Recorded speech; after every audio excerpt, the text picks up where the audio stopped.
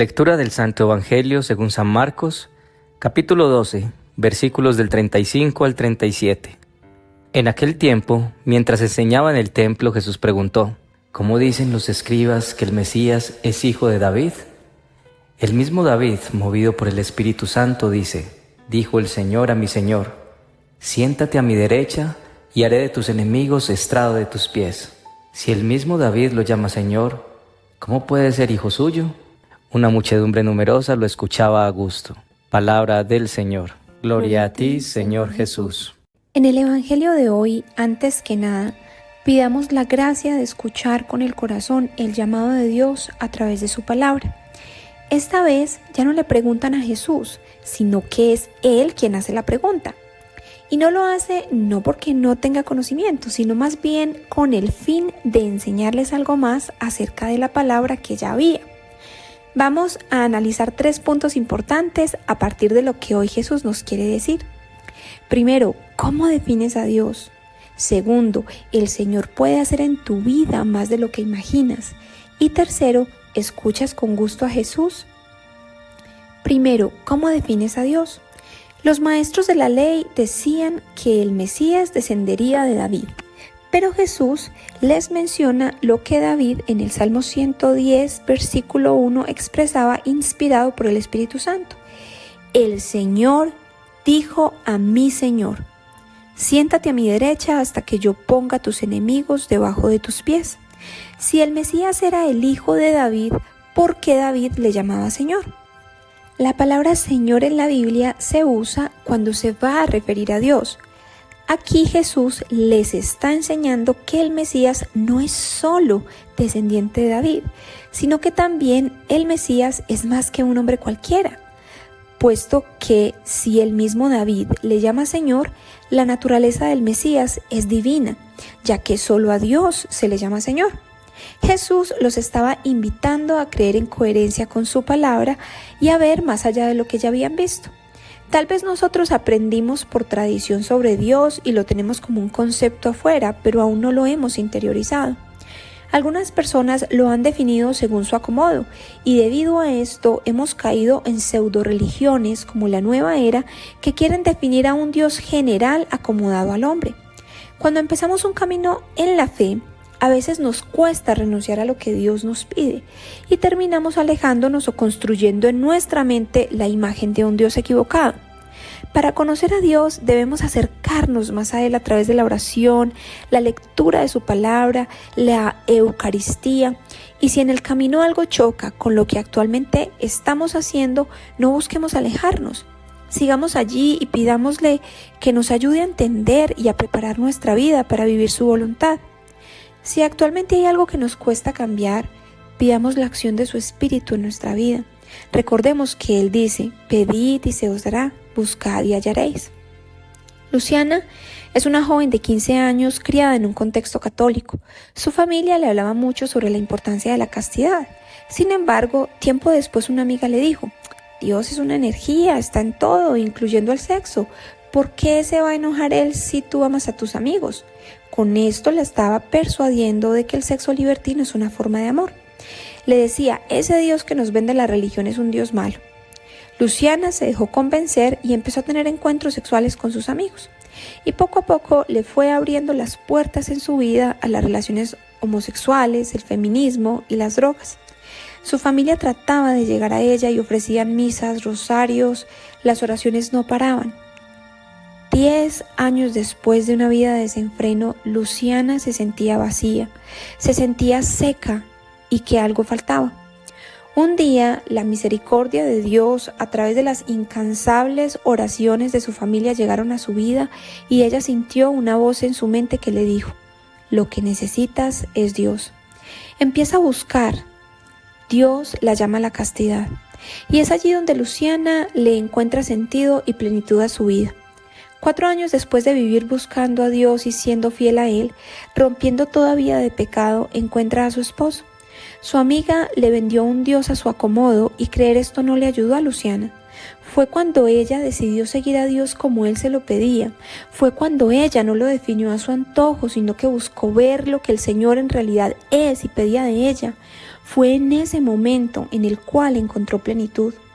Un punto importante aquí, su familia nunca dejó de orar por ella. Segundo, el Señor puede hacer en tu vida más de lo que imaginas. Los judíos esperaban un Mesías humano. Dios les envió un Mesías de naturaleza divina. Ellos esperaban un hijo de David. Dios les envió un hijo suyo. Los más humildes de corazón creyeron en que Jesús era el Mesías. Los más orgullosos esperaban a un Mesías terrenalmente poderoso. Por eso se resistían a aceptarlo. Muchas veces las bendiciones grandes que Dios nos da vienen en envolturas que jamás imaginaríamos. Allí Dios quiere trabajar con nuestro orgullo. La palabra clave en este punto es creer. Ser fiel a lo que Él pide de nosotros, ser humildes, pacientes y confiar en su voluntad.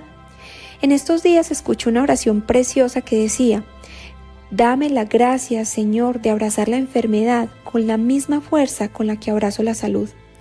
¿Cuántas veces no ha ocurrido que cuando enfrentamos una enfermedad, una crisis económica, una situación adversa, si confiamos en que Dios tiene un propósito, en que todo lo que hace, así yo no lo entienda, las cosas resultan mejor de lo que yo esperaba? No le pidamos a Dios lo que nosotros queremos, sino que en nuestra vida se dé lo que Él quiere. En el libro de Isaías capítulo 55, versículos del 8 al 9, el Señor nos dice: así como el cielo está por encima de la tierra, así también mis ideas y mi manera de actuar están por encima de las de ustedes. Valentina y Carlos son una pareja que llevan 6 años de casados y ya sienten que es el momento de tener hijos. Lo intentan durante 2 años y no se logran embarazar. Los médicos descubren que Valentina tiene cáncer y después de varias cirugías y mucha oración ella logra recuperarse. Le advirtieron que no debía embarazarse en menos de 6 meses, sin embargo queda en embarazo a los 3 meses. Su esposo y ella, muy preocupados, visitan al médico, quien les recomienda interrumpir el embarazo por el riesgo de malformaciones en el bebé. La pareja decide continuar el embarazo puesto que saben que interrumpir la vida de un bebé no es algo que ellos deban hacer. Se unen a una comunidad católica y a partir de ese momento empiezan a orar en pareja todas las noches. Ahora, su bebé es una hermosa niña muy saludable de 8 años que los acompaña a orar todas las noches juntos en compañía de su hermanito. Eso que parecía terrible lo entregaron a Dios y Él les dio mucho más de lo que hubieran podido pedir. Como dice su palabra en Efesios capítulo 3 versículo 20, y ahora gloria sea a Dios, que puede hacer muchísimo más de lo que nosotros pedimos o pensamos gracias a su poder que actúa en nosotros. Tercero, ¿escuchas con gusto a Jesús?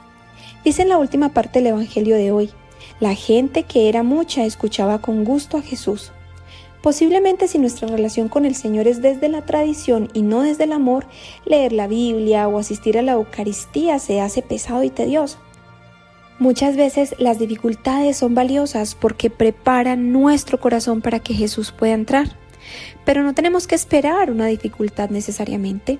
Empecemos a buscarlo con más regularidad y Él se va dejando encontrar.